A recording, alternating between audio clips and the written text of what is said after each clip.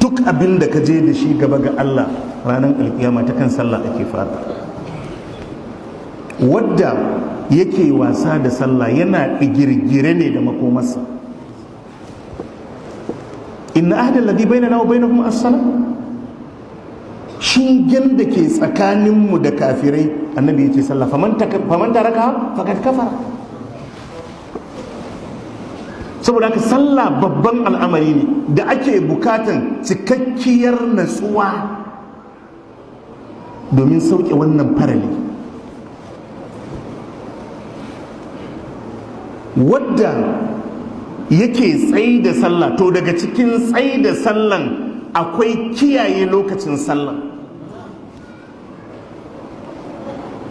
Lokacin da aka kira sallan yana daga cikin tsayi da sallah shine barin duk abin da kake ka tafi zuwa da sallah.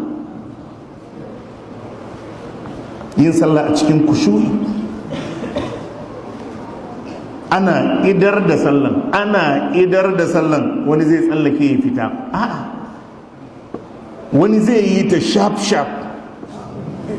yar mubi ko? mutanen mubi ku yi haƙuri. Duk saurin da kake yi kana gaba ga wadda ke biyan bukatun, to ina za ka je? Ina za ka je? Kana gaba ga wadda ke biyan bukatun ne, kana gaba ga mai dukan ne duniya da lahira.